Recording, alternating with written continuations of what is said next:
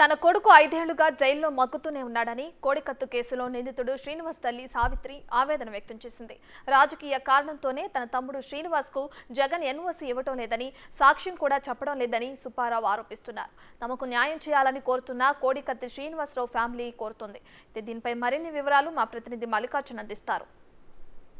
సంవత్సరాల నుంచి జైల్లో మగ్గుతున్న తన కొడుక్కి ఎన్ఓసీ లెటర్ ఇవ్వాలని, తన తమ్ముడికి ఎన్ఓసీ లెటర్ ఇవ్వాలని కోర్టుకు హాజరై ఏదైతే సంబంధించిన వివరాలను తెలియజేయాలంటూ ముఖ్యమంత్రికి పదే పదే కోడికత్తి శ్రీనివాసరావు తల్లి తన అన్న ఆందోళన నిర్వహిస్తూ ముఖ్యమంత్రి కార్యాలయానికి కూడా వెళ్ళి ఆందోళన నిర్వహించి తనకు న్యాయం చేయాలని డిమాండ్ చేస్తూ ఉన్నారు. మొన్న 2 రోజుల క్రితం ఒంగోలులో, నిన్న గుంటూరులో కూడా వాళ్ళు ఆందోళన చేశారు. ప్రస్తుతం మనం వాళ్ళతో ఉన్నాం, వాళ్ళతో మాట్లాడదాం. అమ్మ, ఎలా చూస్తూ ఉన్నారు? మొన్న పోయిన నెలలో కానీ అంతకుముందు నెలలో కానీ మీరు డైరెక్ట్గా ముఖ్యమంత్రి నివాసానికి కూడా వెళ్ళారు ఎన్ఓసీ లెటర్ కోసం. ఆ రోజు అసలు ఏం జరిగింది? మీరు ఎందుకు ఇంకా ఆందోళన చేయాల్సిన పరిస్థితి వస్తుంది? నా కొడుకు జనపల్లి శ్రీనివాసరావు అండి.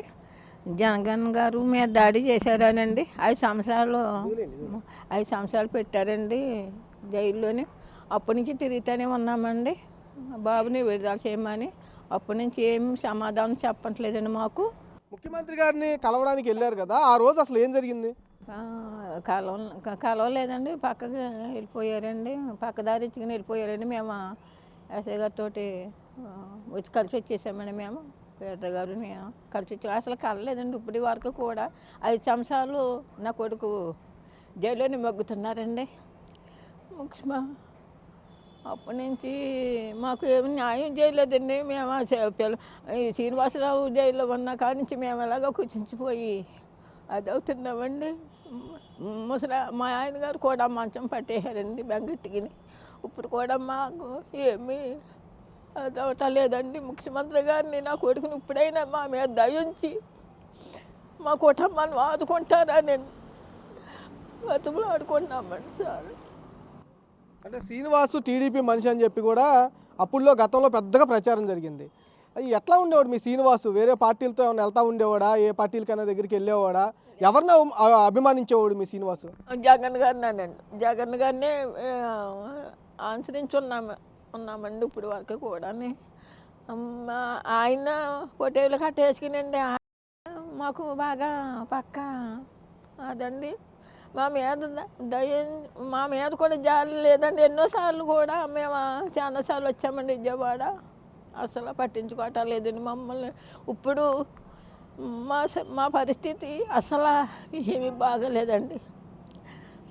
ఇప్పుడైనా నా కొడుకు జైల్లో నుంచి బయటకు విడుదల చేస్తారనండి ఈ బతులాడుకున్నాను ముఖ్యమంత్రి గారిని. నా కొడుకు పంపించాలనండి, జైల్లో నుంచి ఇడిపించాలని. ఇప్పటికీ జగన్ మీద మీకు నమ్మకం ఉందమ్మా? ఇప్పుడు కూడా ఆయన విడుదల చేసేందుకు ఏదైనా సహకరించడం, మీకు ఎన్ఓసీ లెటర్ ఇస్తాడా? ఉన్నదనే కదండి బాబు ఆశించున్నాము. చాలా మానసికం అయిపోయింది కుటుంబం. నా కుటుంబం ఏమైపోతుందో కూడా తెలుస్తుంది. ఈ 5 సంవత్సరాలు పట్టించి మమ్మల్ని ముఖ్యమంత్రి గారు ఏమీ పట్టించుకోవాలేదండి. మా ఊరు కూడా వచ్చారండి, వెళ్తారనుకున్నామండి. మేము కలదారనుకుంటే కూడా పోలీసులు వెళ్ళడం లేదండి. మాకు ఎన్నోసార్లు వచ్చామండి ఇక్కడికి. అసలు మాకేమీ చెప్పట్లేదు ముఖ్యమంత్రి గారు. ఇప్పుడైనా మా మీద దయించండి, కనుకరించి నా కొడుకుని విడుదల చేస్తారని అదవుతారు. అమ్మ, మీరు చెప్పండి అన్న.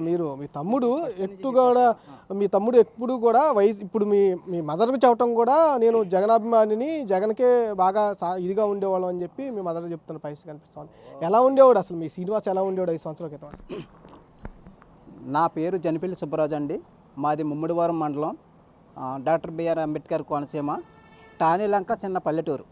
మేము కూలీ నాలి చేసుకుని బతికే మనుషులం. మాకు ఆస్తులు లేవు, డబ్బు లేదు, రాజకీయ బలము లేదు. ఏదో రెక్కలను నమ్ముకొని కష్టపడి బతికే మనుషులం మేము.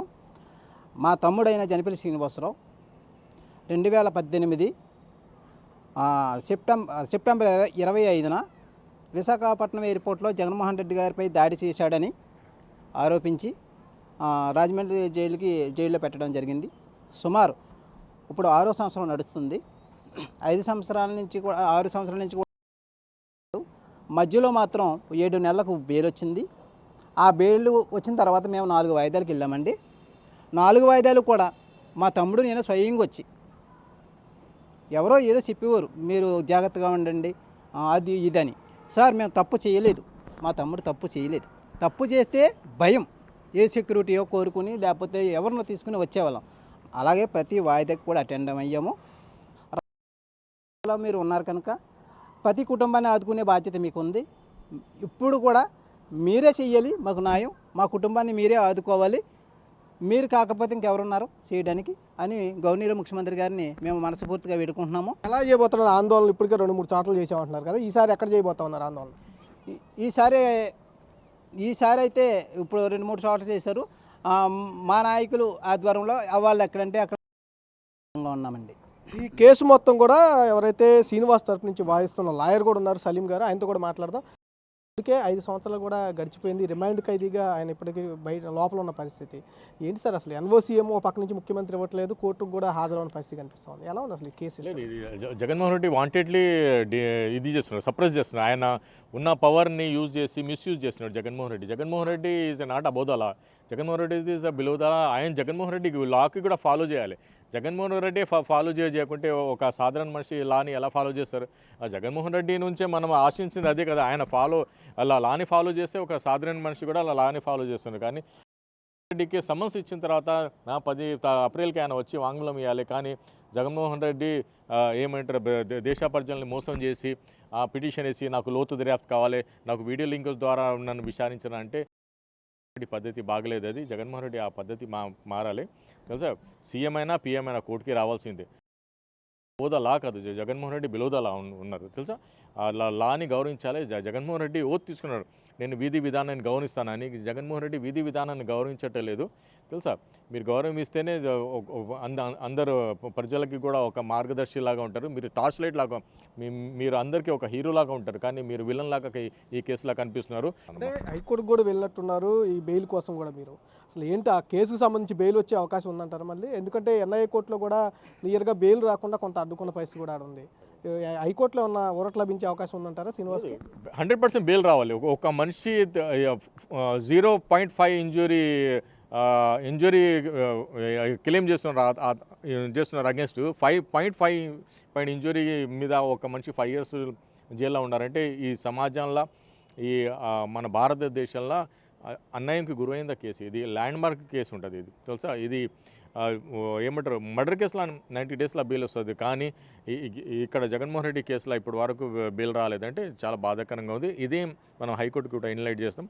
హైకోర్టు ఒకవేళ డిస్మిస్ చేస్తే కూడా సుప్రీంకోర్టుకి కూడా వెళ్తాం. దాని ప్రతి విధానంలో మనం ఈ కేసుని పోరాడి న్యాయం చేసే విధానంలో ఉన్నాం. ప్రధానంగా ఇప్పుడు 5 సంవత్సరాల నుంచి దాదాపుగా తన కొడుకు బయటికి వస్తాడని మేము ఎదురు చూస్తూ ఉన్నాము. జగన్మోహన్ రెడ్డి కూడా వచ్చి కోర్టుకు వచ్చి సాక్ష్యం చెబుతారని ఇప్పటివరకు భావిస్తూనే ఉన్నాము. ఇప్పటికీ రావట్లేదు. జగన్ కుటుంబాన్ని ఆదుకోవాలంటూ ఇటు తల్లి, అన్నతో పాటు లాయర్ కూడా చెబుతున్న పరిస్థితి కనిపిస్తూ ఉంది. 5 సంవత్సరాలుగా రిమాండ్ ఖైదీ శ్రీనివాస్ ఉంటా ఉన్నారు. జగన్మోహన్ రెడ్డి కంపల్సరీగా ఏదైతే దళితులను ఆదుకుంటారని చెప్తా ఉన్నాడో ఇక్కడ ఈ దళిత కుటుంబాన్ని కూడా ఆదుకోవాలని చెప్పి కూడా డిమాండ్ చేస్తున్న పరిస్థితి కనిపిస్తూ ఉంది. ఆయన ఇప్పటి వరకు ఆయన సానుభూతితో ఏదైతే కోడికత్తి ఘటనకు సంబంధించి రాజకీయ లబ్ధి పొందిన ముఖ్యమంత్రి ఆ కుటుంబాన్ని ఆదుకోవాలని కూడా వాళ్ళు డిమాండ్ చేస్తూ ఉన్నారు. ఎందుకు కోర్టుకు రావట్లేదనే ప్రశ్నకు కూడా వాళ్ళు క్లియర్గా రాజకీయ లబ్ధి కోసమే కోర్టుకు వచ్చే అవకాశం లేదంటూ కూడా ఆయన భావిస్తున్నట్టు కూడా వీళ్ళు చెబుతున్న పరిస్థితి కనిపిస్తూ ఉంది. కెమెరామ్యాన్ వినయ్తో మల్లికార్జున, బిగ్ టీవీ, విజయవాడ.